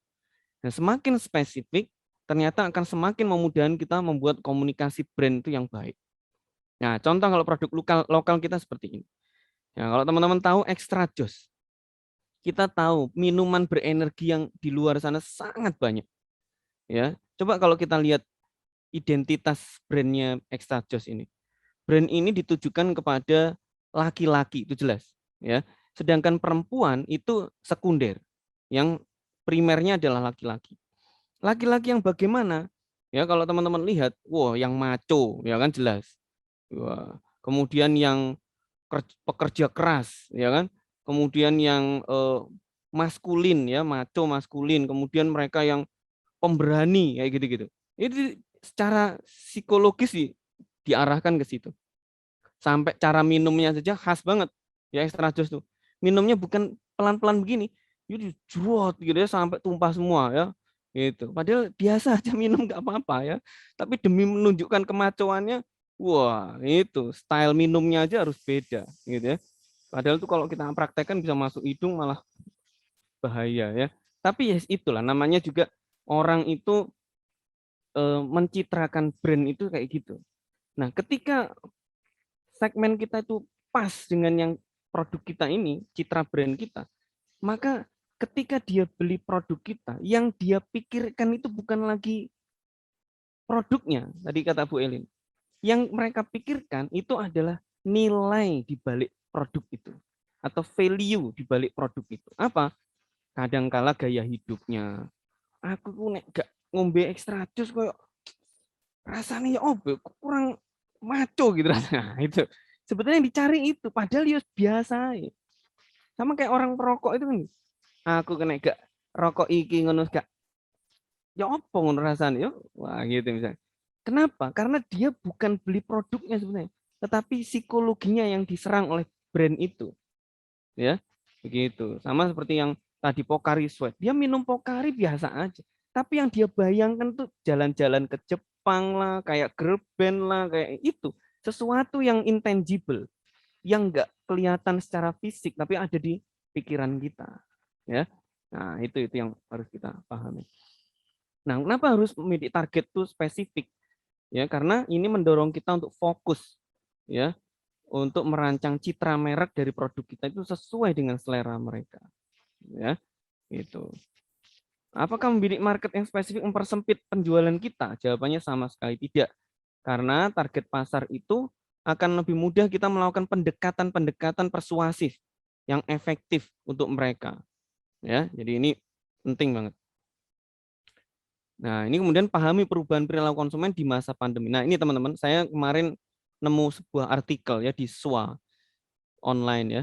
Ternyata di SWA itu ada sebuah perubahan perilaku konsumen di era pandemi. Ini saya kaitkan dengan pandemi. Ya, yang pertama bahwa hari ini 97% orang itu jadi sering cuci tangan. Kemudian mereka lebih suka makanan yang bergizi, 87%. Mereka lebih suka hand sanitizer 64% ya. Makanya di Alfamart, di Indomart tuh produk-produk hand sanitizer, terus kemudian produk-produk kebersihan ya, medis itu banyak sekali baru-baru muncul. Kemudian kebiasaan mereka ya mengkonsumsi makanan yang bisa meningkatkan daya tahan tubuh ya, kemudian pakai masker dan sebagainya itu makin banyak. Kemudian apalagi ya pembatasan aktivitas di rumah membuat mereka jadi suka nonton TV, radio dan hal-hal yang dari online ya, media-media online. 98% banyaknya. Kemudian ada yang mereka nonton serial atau film online 57%, ada yang naiknya ya ini plus 57%, kemudian nge-gym online 62%, kemudian dengerin audio atau musik setiap hari 35% ya dan sebagainya. Kemudian ada juga riset yang di bawah ini, mereka ternyata melakukan pembayaran tunai itu masih tinggi ya 98%, namun cara pembayaran menggunakan e-wallet ya e-wallet itu ada 17% dan bank transfer itu naik 16%. Ya, jadi ini khususnya bagi yang upper class, jadi kelas atas. Jadi kalau yang kelas bawah masih gitu. Nah, ini coba, ini ada lagi di sini. Walaupun banyak pasar tradisional ditutup, ternyata konsumen lebih memilih tetap belanja di ya dengan kebutuhan segar seperti sayur mayur, ikan, daging itu di tukang sayur tradisional. Sementara untuk gerai retail modern, mereka beli kebutuhan bulanan sekali untuk belinya di kayak misalnya di produk-produk untuk beli produk-produk fast moving consumer goods, misalnya kayak makanan kering, bumbu masak, perawatan pribadi dan sebagainya itu belinya sebulan sekali. Ya, kalau mereka beli yang fresh itu mereka tetap belinya di tukang sayur atau di pasar tradisional. Nah, itu perilaku konsumen kita. Nah, dari sini saja sebenarnya kita bisa munculkan produk itu banyak banget. Ya, ide-ide membuat produk baru itu bisa banyak banget. Nah, atau kalau produk kita nggak terkait dengan itu, paling tidak inovasi kita mudah dijangkau oleh mereka yang punya perilaku yang seperti ini. Nah, nanti teman-teman saya boleh ya, teman-teman boleh melakukan latihan ya nanti di rumah. Silahkan ya membuat latihan, bikin target market yang mau kita sasar. Siapa mereka? Usianya berapa? Aktivitas mereka apa? Gaya hidupnya apa? Hobinya mereka apa kira-kira? Ya. Terus kemudian kira-kira apa yang mereka sukai yang terkait dengan produk kita ya. Kemudian motif pembelian mereka apa? Ada orang itu yang motif pembeliannya, maaf ya, kayak misalnya kita jual makanan ya. Katakanlah atau minuman lah katakanlah. Kopi misalnya. Ada orang itu minum yang motif belinya hanya karena dia haus. Maka dia beli minum. Sesimpel itu, haus, maka aku beli minum. Ada orang yang motif pembeliannya karena tren. Iya, ini kayaknya lagi rame nih, ya, apa namanya, minuman ini, nyoba aku tak beli itu. Ya, nggak mau ketinggalan dia. Ada yang motif pembeliannya karena dipengaruhi oleh kebutuhan dia. Wah, aku ini memang ini kalau nggak ngopi itu, ya, apa namanya, fisikku nggak terlalu fit. Jadi aku harus ngopi supaya bisa konsen, bisa ini. Nah, ini karena kebutuhan. Yang keempat misalnya karena idealisme. Ya, misalnya ada sesuatu yang memang aku itu memang sudah jadi idealismeku itu ya kayak gini. Jadi aku nggak bisa dipisahkan dari produk itu. Nah, jadi motif pembelian orang aja beda. Makanya kita itu mau nyasar motif yang bagaimana. Karena kalau hanya sekedar minum saja, wah itu apa namanya, ya nggak perlu brand yang rumit-rumit ya. Yang menarik itu adalah ketika kita melihat motif pembelian mereka itu misalnya pertama karena tren atau karena sesuatu yang terkait dengan gaya hidup mereka. Ini keren banget. Gitu. Ya. Nah, teman-teman sekalian, kemudian kalau ini sudah dibuat, ini nanti teman-teman bisa apa namanya dievaluasi gitu ya, supaya nanti produknya itu dijualnya nggak kemana-mana ya, maksudnya nggak terlalu luas banget ya. Kemudian yang ketiga, maaf ya, kemudian yang kedua adalah tentang diferensiasi, pembeda ya. Kalau kita itu mau bikin produk, pilihlah pembeda yang unik ya. Kalau seandainya jualan bakso, maka buatlah bakso yang nggak seperti biasanya. Ini paling gampang gitu ya. Kalau ada depot bakso misalnya yang kemudian misalnya hanya baksonya biasa ya, pentol biasa, kasih tahu, kasih kuah kayak gitu aja, maka itu nggak unik. Maka buatlah bakso yang unik. Bagaimana ya, selama ini kalau misalnya bakso diisi telur puyuh udah ada, bakso diisi daging tetelan udah ada, bakso diisi keju udah ada. Apa ya yang unik? Nah, itu yang perlu kita pikirkan. Ya entah kita mau bikin bakso dalamnya isinya pecel kayak apa, itu kan nggak pernah ada di dunia ini ya. Saya nggak tahu ya. Pokoknya ya pikir gitu ya. Supaya apa? Supaya satu-satunya produk seperti itu tuh hanya kita kalau bisa. Tapi yang relevan gitu ya. Wong McD aja berani bikin dulu ya pernah uji coba produk itu ada Mac pecel. Saya ingat betul itu waktu saya SMA atau apa ya. Sampai segitunya. Meskipun produk itu kemudian nggak berlanjut ya, dihilangkan. Tapi itu udah pernah dibuat. Ya pernah buat juga seingat saya rendang juga pernah. Ya. Tapi apapun itu sebuah inovasi ya, meskipun kemudian itu tidak gagal ya, tidak berhasil di pasaran. Tapi kita perlu begitu. Ya. Maka kalau bikin kebab, buatlah kebab itu yang nggak ada yang dimiliki oleh orang lain pada umumnya. Nah, itu pikirkan ya, seperti itu. Kemudian cara bikin diferensiasi bagaimana? Yang pertama, konten produknya. Dia harus punya fitur yang bagus. Contoh misalnya unik ya. Misalnya pentol isinya pizza, misalnya. Kan aneh kan ya gitu. Wah, ini unik, nggak pernah ada. Nah, itu bisa. Ya, kemudian konteksnya. Cara menyampaikan fitur itu juga harus unik. gitu. Jadi produknya itu harus disampaikan dengan cara yang unik. Kemudian tools-nya, ya, sarananya, medianya itu juga harus unik ketika menyampaikan, ya. Kemudian saya kasih contoh nih ya, pembeda.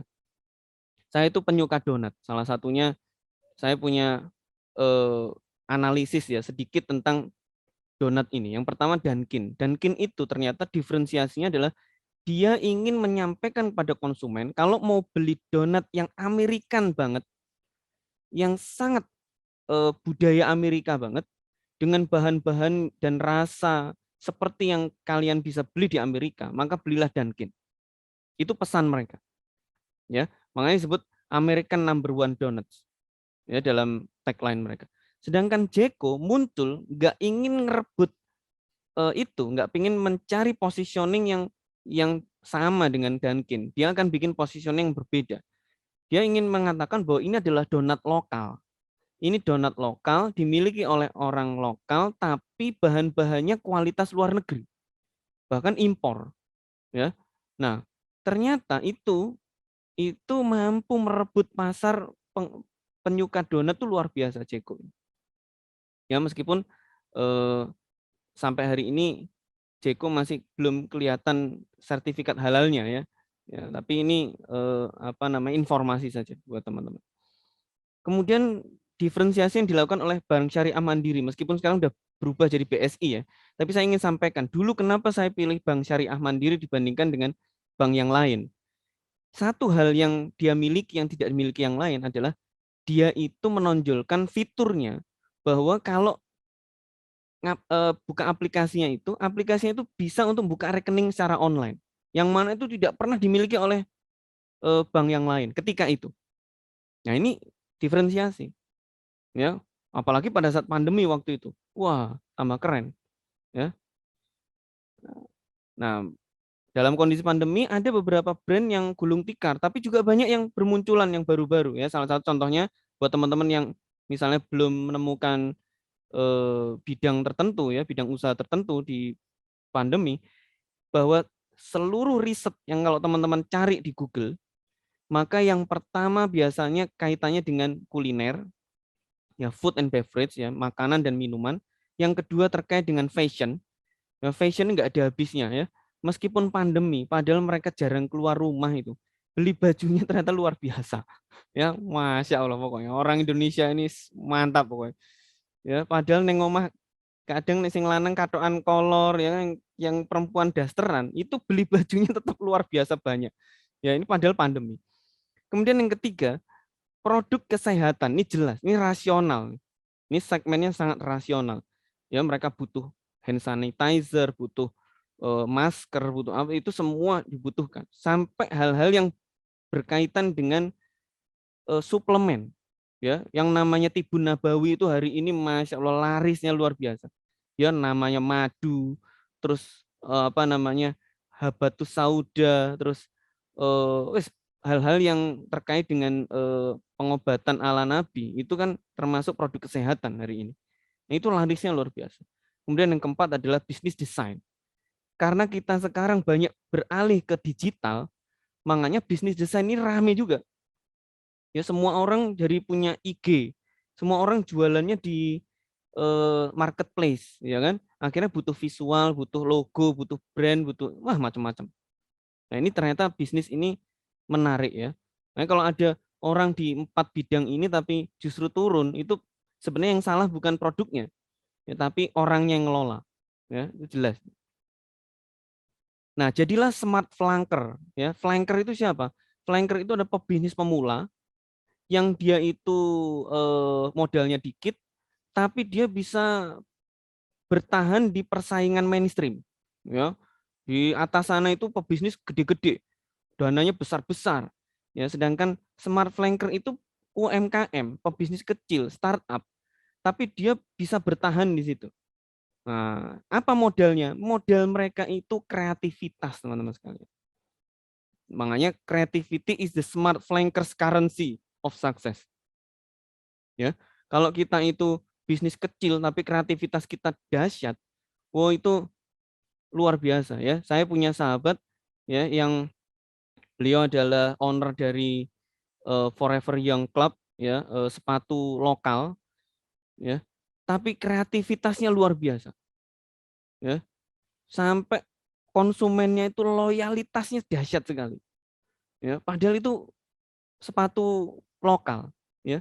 Kualitasnya kalau dibanding dengan sepatu luar itu juga nggak kalah, ya.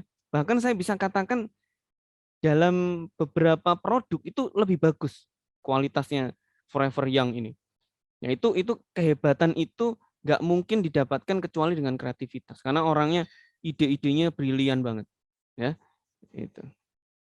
Nah, latihan yang kedua, ya, buatlah ya diferensiasi, list diferensiasi kita ini sebenarnya apa aja, ya, supaya produk kita bisa jadi pembeda. Makanya kalau nawarin orang ini butuh, ya. Kalau nawarin orang tuh, Bu, saya jualan nasi, misalnya kita jualannya ke ibu-ibu, ya. Berapa harganya? Ini 15. Loh kok larang? Oh, beda ini sama nasi-nasi biasanya. Yang ini isinya ini.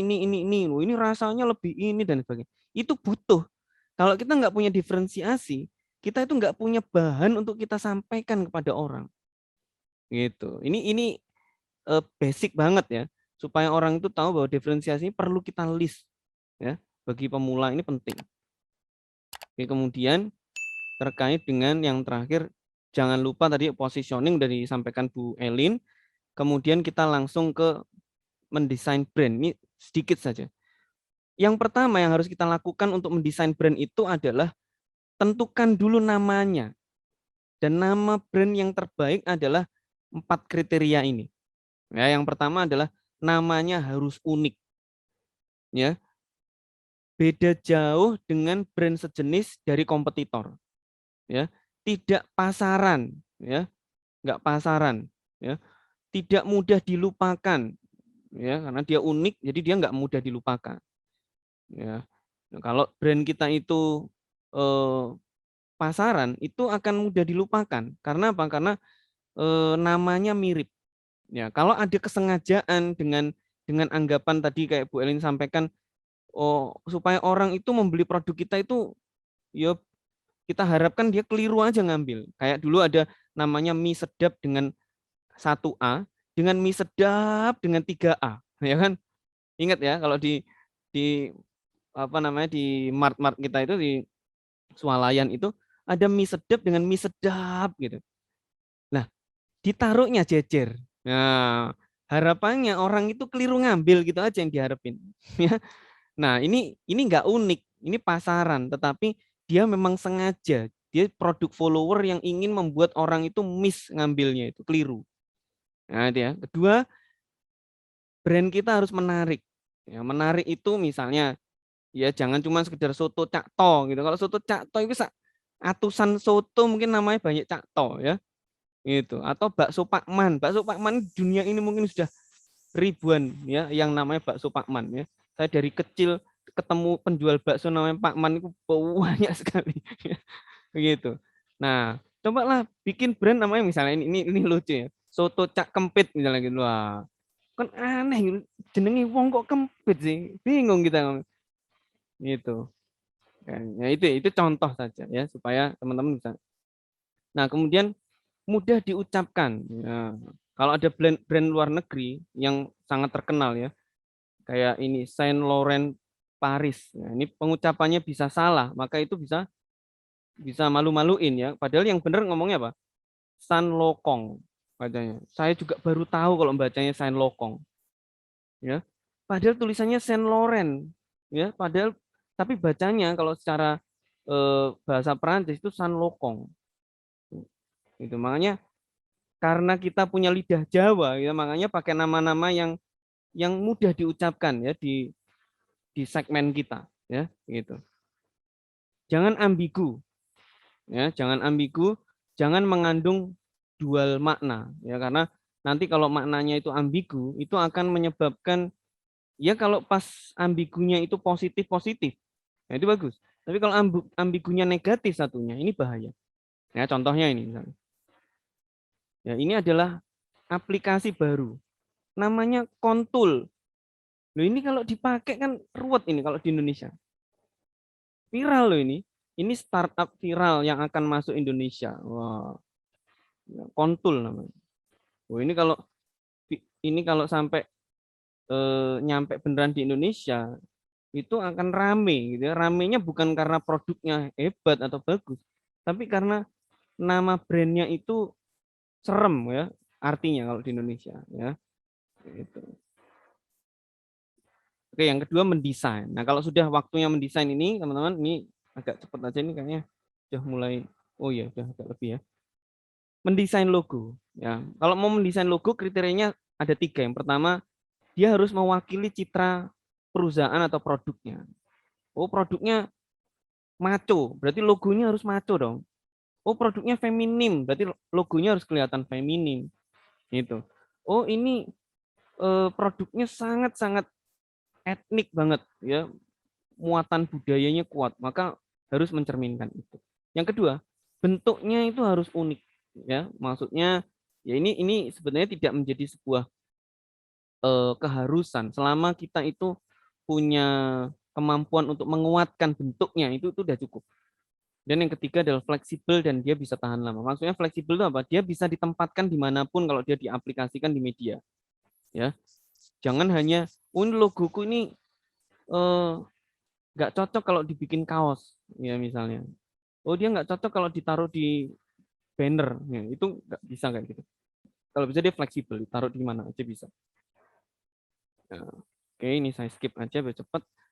Nah, ini contoh. Kalau mau bikin logo, ada salah satu cara yang bisa kita lakukan adalah mengambil acuan-acuan visual. Misalnya kalau tadi maco. Maco itu gambarannya apa aja sih? Oh, kalau maco itu mungkin bisa digambarkan cowok keker, misalnya gitu. Berkumis misalnya. Oh, apalagi? Siluet orang yang gagah gitu ya, berdiri tegak misalnya. Nah, itu kemudian diadopsi gambar-gambar itu menjadi sebuah bentukan-bentukan khusus ya. Ya, kemudian itu dijadikan sebagai elemen dalam logo kita. Contoh ini Euro 2004. Itu dulu pada saat di Portugal itu pembuatan logonya kayak gini.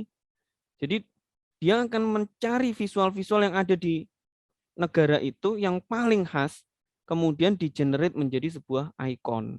Nah, ini contoh saja ya, teman-teman nanti akan ada mungkin workshop yang berikutnya yang fokus ke arah situ. Kemudian yang ketiga adalah menentukan slogannya. Nah, slogan itu harus mudah diingat, artinya mendalam, pendek jangan panjang-panjang. Kalau panjang-panjang nanti ya kayak namanya Bu Elin ini, Ailena Solicitor, apa itu Costa Rica El Citian. Oh, panjang banget ya, nulisnya nanti keliru, nggak bisa diingat nanti. Mending kayak saya itu Pak Ai, wah selesai, semua orang ingat. Tapi Ya. saya ada brandnya loh Pak Ai, Oh gitu Aspre. ya. Oke, Masya Allah. Berarti Bu Elin ini salah satu apa namanya brand yang singkatan. Nah, ini cocoknya Bu Elin ini singkatan. Oke, berikutnya mengandung kalimat yang positif. Ya, jangan ada slogan yang kalimatnya konotasinya negatif, jangan ya. Kemudian dia harus berbeda dengan brand lain. Ya, kalau kita mau pelajari tentang tagline atau slogan gitu ya, coba teman-teman bisa mencari literatur-literatur yang membahas tentang ini lebih detail ya, nanti bisa. Kemudian diimplementasikan ke dalam media-media yang memungkinkan ya. Neon box biasanya, kemasan biasanya yang pertama kali kita pikirkan itu. Kemudian sosial media. 3 hal ini paling tidak harus kita miliki. Kalau memang dia punya tempat kedai fisik atau toko fisik ya, maka neon box penting. Tapi kalau dia hanya jualan secara online di masa pandemi, maka fokus ke kemasan dan sosial media itu sangat penting. Ya, kalau kita di masa pandemi jualan produk tapi kita nggak punya sosial medianya, itu hari ini udah apa namanya ketinggalan banget. Jadi harus punya sosial medianya dan dirawat. Kemudian kita menghargai logo kita sendiri, jangan ditaruh sembarangan ya, di stretch, dipenyet-penyet, ya ditarik sana sini ya kan, warnanya dijaga, proporsinya, jangan sampai kemudian logo kita itu nggak kita hargai sendiri dengan cara kita perlakukan dengan salah gitu ya. Oke, mungkin itu aja apa namanya materi dari saya. Selebihnya nanti insya Allah kita akan sampaikan di pertemuan-pertemuan yang lain. Saya tampung dulu pertanyaan-pertanyaannya bagi teman-teman yang ingin bertanya. Ya, saya serahkan kepada MC. Silakan Mas Afkar. Baik. Terima kasih Pak Aditya Abdurrahman atas materi yang telah disampaikan. teman-teman setelah ini kita akan masuk ke sesi tanya jawab. Tapi sebelum itu ada informasi yang akan kami sampaikan. Tolong panitia di-share slide-nya.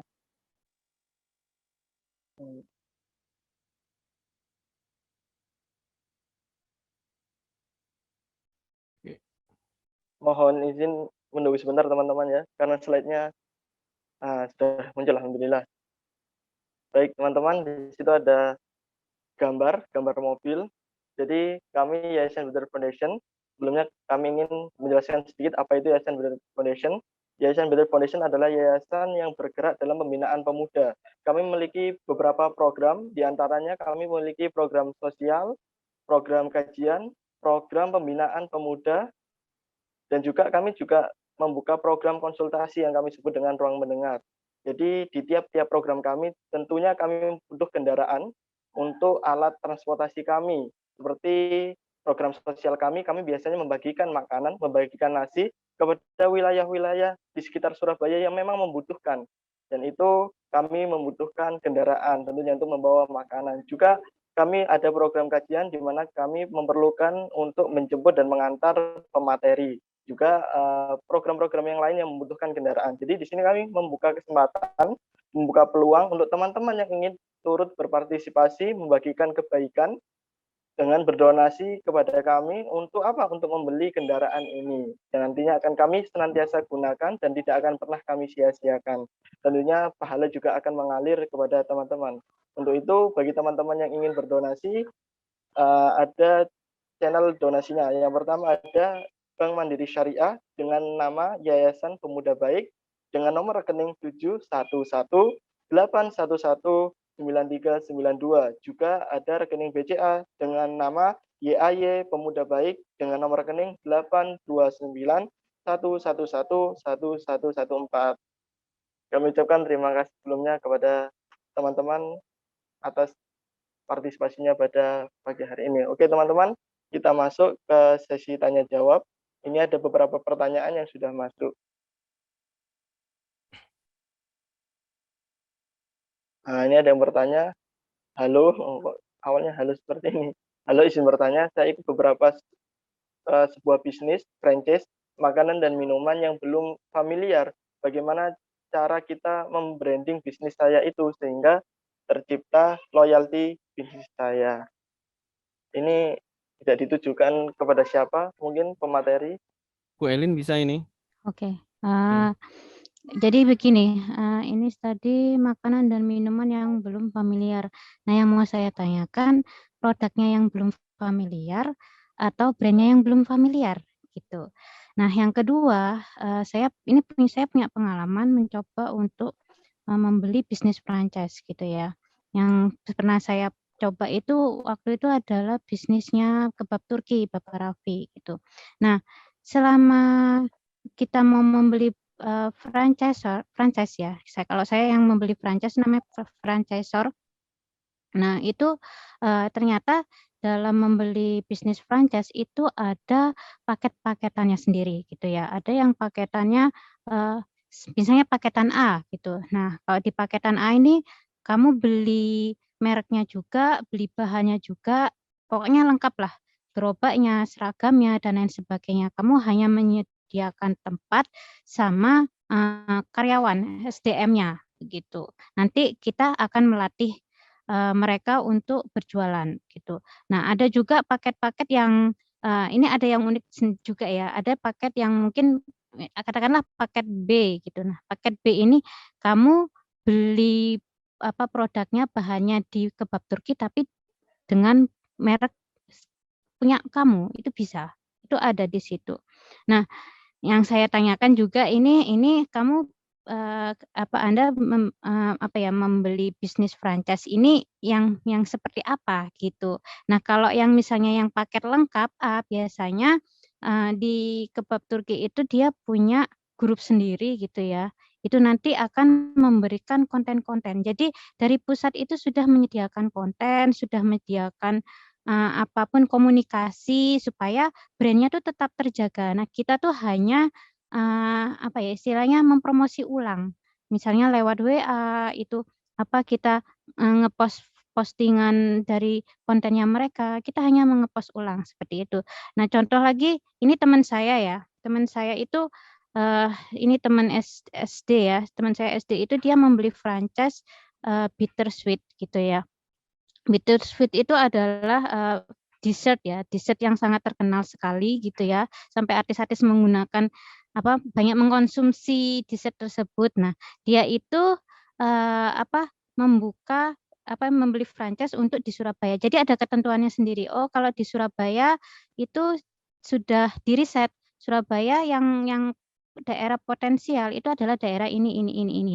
Jadi kamu kalau misalnya mau jualan di daerah ini, ya silakan gitu. Karena mesti kalau kita membeli franchise itu lengkap semua brand guideline-nya, terus sistemnya, sampai riset-riset membuka cabang pun itu lengkap gitu. Nah, itu yang harus sebelum membeli franchise itu yang harus ditanyakan dulu lah. Jadi kalau bagaimana cara membranding bisnis untuk tercipta loyalty ya, yang pertama lihat dulu franchise-nya seperti apa gitu. Karena pasti pusat itu menjaga kualitas brandnya. Jadi tidak asal untuk memfranchise-kan ke orang lain seperti itu. Baik, semoga terjawab ya dari apa yang ditanyakan tadi. Lanjut ke pertanyaan berikutnya. Izin bertanya, yang disebutkan kebanyakan usaha dalam bidang produk, yaitu membuat keunikan dalam bentuk produk. Bagaimana jika ingin membuat usaha dalam bidang jasa, misalnya sebagai konsultan pendidikan, latar belakang pendidikan saya di bidang sekolah pendidikan. Terima kasih. Oke, saya coba jawab ya. Ini yang dari Ahmad Afifuddin ya. Ya, jadi kalau kita sebutkan lebih pada bidang jasa ya, misalnya membuat konsultan pendidikan. Ya, jadi begini, kalau jasa ada value yang bisa ditonjolkan ketika kita membuka usaha jasa. Salah satu yang paling penting dalam usaha jasa adalah pelayanan. Ya, jadi pelayanan terhadap customer itu memang harus paling menonjol. Karena jasa itu hubungan antara manusia dengan manusia yang lebih kuat. Jadi karena produknya bukan fisik, bentuknya itu pelayanan. Maka pelayanan ini menjadi orientasi yang paling utama. Kayak misalnya ketika brand itu dibuat, kemudian dipublish, maka yang perlu kita komunikasikan terbanyak adalah janji-janji pelayanan yang memungkinkan bisa kita lakukan. Dan itu dibuktikan dengan realitas. Nanti pada saat mereka menghubungi kita, itu fast respon. Kemudian ketika menjawab, itu kita dengan bahasa yang baik. Terus misalnya dengan nada suara yang enak didengar, kayak gitu. Biasanya bisnis pelayanan itu orientasinya lebih ke arah situ. Ya, kemudian nanti misalnya pada saat misalnya ini ada konsultan pendidikan ya, berarti bisa jadi pada saat janjian misalnya kursus atau les atau apa dan sebagainya itu bisa tepat waktu ya kan, kemudian memberikan reward kalau misalnya kepada konsumen yang loyal, selalu mengingatkan dalam hal misalnya kalau konsumennya milad ulang tahun misalnya itu bisa diingatkan dan hal-hal yang kayak gitu-gitu, dikasih bonus misalnya, hal-hal yang bisa kita sampaikan ke mereka kalau mereka itu adalah orang-orang yang menjadi customer kita. Jadi pelayanan itu menjadi hal yang utama meskipun perusahaan yang berbasis produk fisik itu juga pelayanan juga penting. Ya, tetapi perusahaan jasa itu produk utamanya justru di pelayanannya itu tadi. Termasuk saya tadi melihat ada pertanyaan yang sekalian bisa dijawab tentang ini. Ya, contoh misalnya ini pertanyaan dari Indra Setiawan. Ya, kalau kita memiliki brand di bidang jasa atau laundry sepatu, bagaimana caranya membuat customer tetap mengingat brand dan jasa kita dan target marketnya loyal? Ya, jadi caranya seperti itu. Jadi mungkin ya yang bisa kita lakukan lebih menonjol kepada cara kita men-treatment customer. Makanya kan laundry sepatu terkadang yang kita tawarkan yang umum adalah dia bisa cepat. Nah, berarti kan pelayanan. Kemudian cara kita menerima customer itu baik. Ya, terkadang kayak misalnya ada perusahaan-perusahaan yang menerima customer itu meskipun dia cepat, tapi dia nggak enak gitu ngomongnya, itu tidak tidak sopan gitu ya. Nah, itu harus dihindari. Kemudian antar jemput misalnya, yang pick up ya, ngambil kemudian di deliver kayak gitu, itu bisa juga. Ya banyak hal-hal yang bisa kita suguhkan kalau itu konteksnya adalah bidang jasa dan itu laundry sepatu. Secara pengalaman saya dan teman-teman di Reed Cafe, itu kami itu di Reed itu kenapa bentuk tempat penyajiannya itu bentuknya semacam minibar begitu ya. Itu sebetulnya salah satu fungsinya adalah untuk memberikan pelayanan sambil ngobrol. Ya, ngobrol itu bagian dari strategi ya. Kalau teman-teman mungkin di luar sana banyak yang beli kopi tapi tidak dekat dengan baristanya. Kalau kami beli kopi, banyak customer itu yang datang tuh curhat ya. Ada yang beli kopi sambil curhat sambil nangis juga ada. Ada yang kemudian akhirnya jadi nyambung ke Better Youth, ada yang kemudian ikut ngaji di Better Youth, ada yang kemudian ikut pembinaan, ada yang macam-macam gitu ya.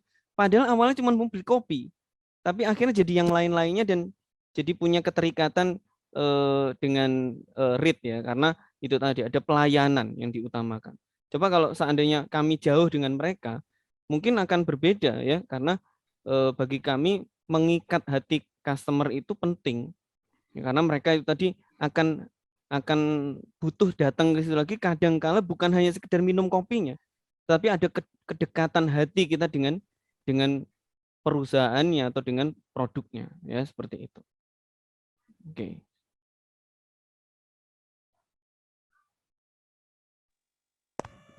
Baik. Terima kasih Pak Ai. Ya. Itu yang menjawab pasti yang bertanya.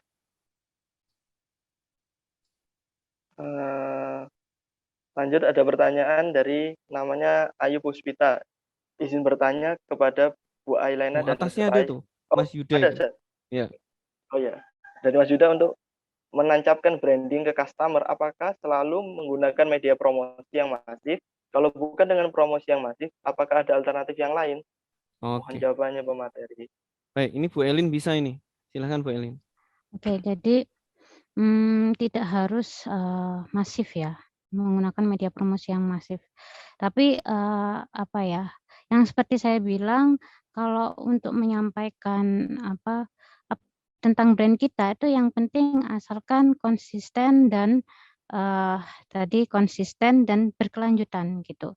Jadi apapun media yang digunakan, yang penting konsisten dan berkelanjutan, dan nggak boleh habis kalau misalnya habis ngomong A ya tetap ngomong A gitu, sampai mereka itu konsumen itu pasti akan selalu teringat dengan kata-kata tersebut gitu. Apa yang disampaikan brand tersebut akan selalu ingat gitu. Jadi nggak harus masif gitu. Ya, saya tambahkan ya bahwa tadi kenapa pentingnya kita itu mendefinisikan segmen kita. Pentingnya adalah kalau kita itu sudah mendefinisikan segmen kita pilih, kita target, maka kita berikutnya bisa berpikir tentang kira-kira media apa yang terjangkau oleh segmen kita itu. Misalnya contoh ibu rumah tangga.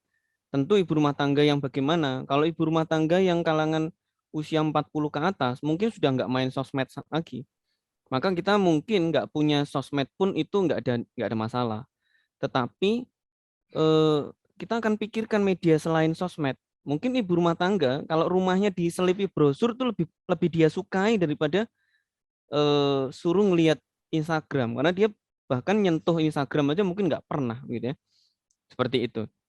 Yang kedua, kalau misalnya kita itu sudah menentukan target yang kita sasar, maka kita cukup fokus dengan medianya saja yang bisa mereka jangkau itu saja. Ya, dan itu digencarkan meskipun hanya 1 atau 2 jenis media itu cukup. Ya, kayak misalnya ibu-ibu itu, saya tuh punya kenalan, dia itu jualan frozen food, omsetnya cukup besar. Yang dia lakukan tuh hanya broadcast di grup-grup, ya, broadcast di grup-grupnya ibu-ibu. Karena ibu-ibu yang usia 40-an ke atas atau 45 ke atas, itu muleknya hanya di grup-grup WA. Jadi kalau di broadcast di situ tuh cukup. Jadi nggak punya IG pun nggak ada masalah. Kalau kita rutin begitu ya, misalnya kita di status WA, bisa kita update terus, itu cukup. Kalau memang segmen kita mereka yang memang banyak sekali interaksinya hanya dengan WA saja. Ya, maka nggak punya blog juga nggak apa-apa, nggak punya apa namanya Instagram juga apa, nggak punya Facebook juga nggak apa-apa. Ya, makanya itu yang kita fokus. Insya Allah itu. Baik, terima kasih Pak Adit atas jawaban yang telah disampaikan tadi. Teman-teman, mohon maaf sekali karena waktu kita terbatas dan hampir selesai. Kita jawab satu pertanyaan lagi ya. Ya, putus-putus. Jawab di dia kemudian nanti akan dijawab lewat WA oleh pemateri. Oh, mohon maaf. Cek, masih putus-putus? Ya, saya ulang ya tadi yang disampaikan Mas Afkar, bahwa pertanyaan ini lancar, ya, akan kami jawab nanti berdua, baik teman-teman, mohon maaf tapi akan disampaikan melalui grup jawabannya. Lagi yang jawabannya. akan kita jawab. Baik, jadi seperti itu teman-teman. Jadi satu pertanyaan lagi yang akan kita jawab. Oke.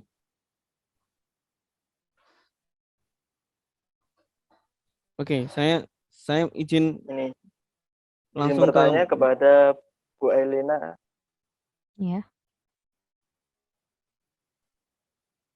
Ya, kalau misal produk yang kita jual ada produk jasa, di mana orang jarang melakukan repeat order, misal jasa olah data skripsi, karena skripsi hanya satu kali seumur hidup. Bagaimana cara agar customer tetap loyal ke kita, sehingga produk jasa kita tetap terbranding di kalangan target market. Gimana Bu Elin? Silahkan. Saya mencoba menjawab. Jadi untuk yang jasa kayak skripsi itu agar customer tetap loyal adalah adalah dengan cara memberikan pelayanan yang terbaik gitu. Karena kalau kita memberikan yang terbaik, otomatis orang yang tadi bilang skripsi hanya satu kali seumur hidup, tapi dia masih bisa merekomendasikan itu ke temannya, ke orang lain, dan seterusnya. Nah, loyal itu bukan berarti orang akan selalu repeat order terus. Kan tadi saya bilang ada 4 level loyalitas gitu ya. Yang loyalitas yang paling keren itu tadi adalah membela produk kita. Jadi kalau kita sudah sampai ke tahap level 4, otomatis yang namanya repeat order atau merekomendasikan pun itu akan sering terjadi gitu. Jadi berikanlah pelayanan yang terbaik, jangan sampai mengecewakan customer, karena meskipun sekali seumur hidup dia bisa merekomendasikan ke temannya, merekomendasikan ke adiknya atau adik kelasnya dan lain sebagainya, dan itu terus berlanjut gitu. Nah, itu tetap yang namanya terjadi loyalitas itu tadi. Gitu.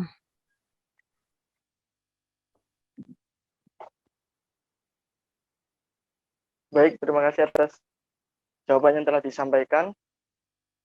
Dan teman-teman, kita sudah sampai ke ujung acara. Terima kasih atas partisipasi yang telah diberikan teman-teman pada pagi hari ini. Juga khususnya kami mengucapkan terima kasih kepada kedua pemateri, Bu Ailina Solisitor dan Pak Aditya Abdurrahman. Ya, semoga kita dapat bersua kembali dengan menambah wawasan kita, menambah ilmu kita bersama. Dan teman-teman, akan kami berikan e-sertifikat bagi reward untuk teman-teman yang hadir pada pagi hari ini. Caranya bagaimana? Caranya nanti teman-teman akan dikirimi link. Di situ teman-teman mengisi link tersebut. Nanti akan kami berikan e-sertifikatnya. Linknya akan kami kirimkan di WA Group.